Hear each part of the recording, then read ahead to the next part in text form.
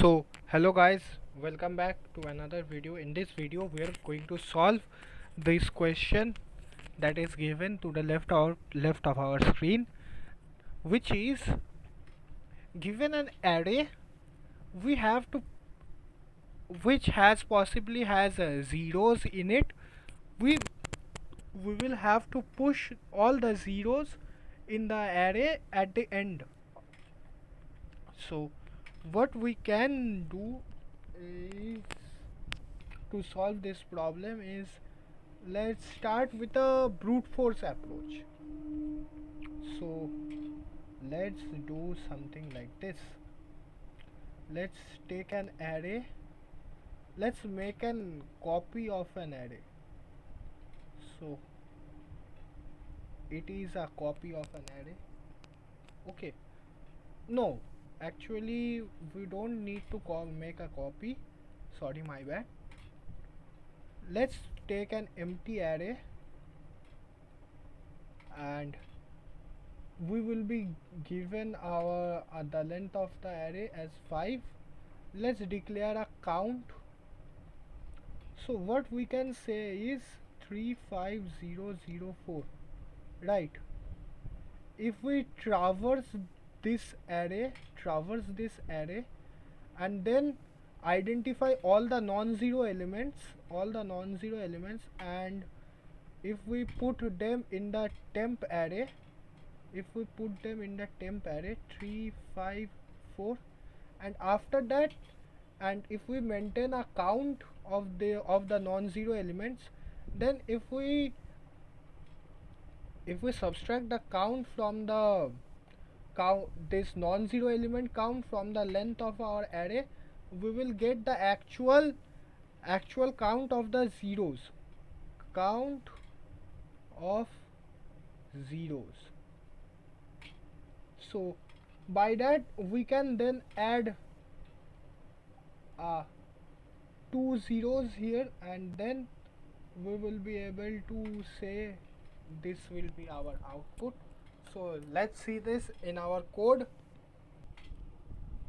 So let's write our code here. So we're going to take the count. Let's Okay, I forgot to declare an empty array which will be temp, and then what we can do for I in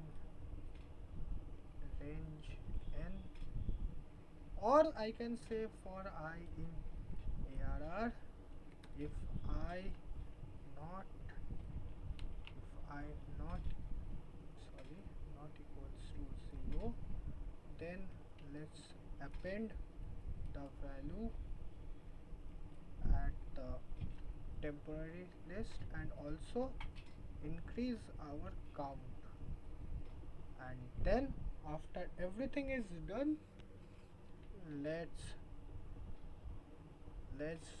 do something like temp plus equals to 0 star n minus c, and let's do equals to temp return ARR. Let's see if it works or not. And as you can see, this code works completely fine. Let's submit this.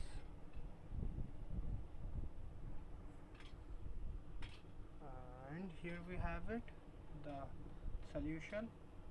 So the time complexity of this code would be, so the total time complexity of the code would be big O of n star c, where c is the count of non-zero elements. And then we can also say the space complexity would be big O of n. This would be the brute force approach, and let's now see the best approach of this program. Now, to solve this code in the best time and space complexity approach, we would have to take the two pointer approach. Let's see what that is. 004. Now this would be the array, right? Now what we can do is declare two pointers at the start together. Let's declare a I pointer, and not the we don't need a second pointer. Let's traverse an array using j. Okay, and we are declaring I pointer at 0 position. Now as we go through the array, go through an array, while j equals to 0, the array would look like this: 3 5 0 0 4. So at j, both I and j points to this. Okay, and let's only move the I pointer towards this direction only when we encounter a non-zero value. So following that principle, we will get what? We will get, after j equals to 1, it will be something like 3 5 0 0 4. Sorry, my mistake. The I pointer will get incremented, and it will be both I and j will point to this. But at j equals to 2, I pointer won't get incremented. 3 5 0 0 4. I would be here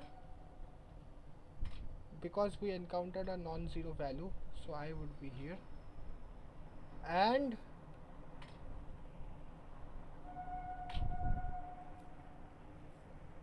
j pointer would be here, and after that only j will move and j will reach here. And then if we swap this I and j, if we swap them, then we will get something like 3 5 4 0 0, which is our required solution. Yeah, so let's see the code. Okay, so before going in, let's view our solution once again. So at the first stage, the I pointer would point at this position, I equals to 0, and then we start traversing the array in this direction. So what will happen is, after one iteration, or after j equals to 1, I will be at this position. I would be at this position when j iteration is finished. Sorry, after the zeroth iteration is completed, i's value would be 1. Then after that, what we will see is, after this jth iteration is completed, the I will become 2, and at this point j equals to 2. After that, add third iteration. If you remember, what we said is, we will only increase the value of I only when we get an element which is not zero or non-zero element. So in the case of j equals to 2, it is a zero element, zero type element, so I won't get an increased, I will stick at this, and j equals to 3 and j will be here, and after this 35004, after this j would be, this is the fourth iteration, j would be here and I would be still here. Sorry, my, yeah,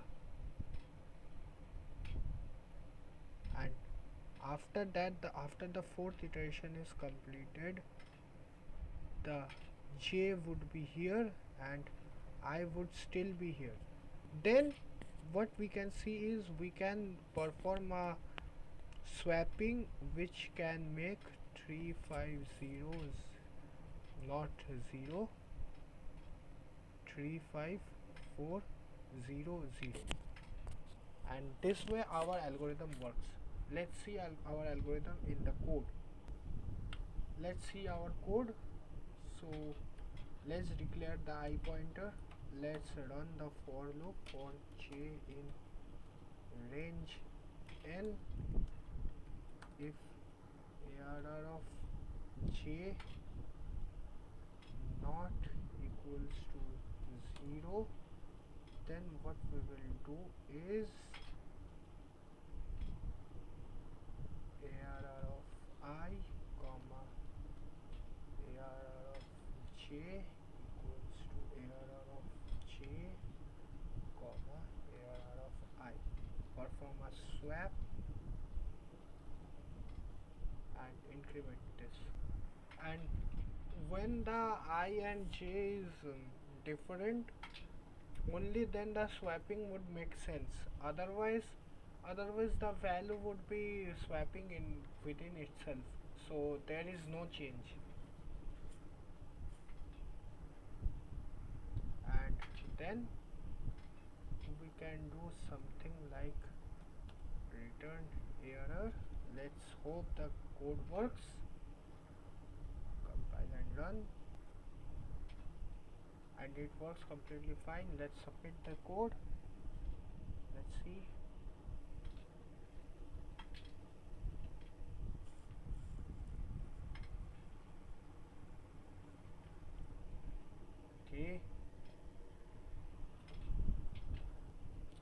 Okay, let's speak about the time and space complexity of this code. The time complexity would be O of n, and space would be, since we are using no extra space, it would be O of 1. So this would be all, yeah, for this video.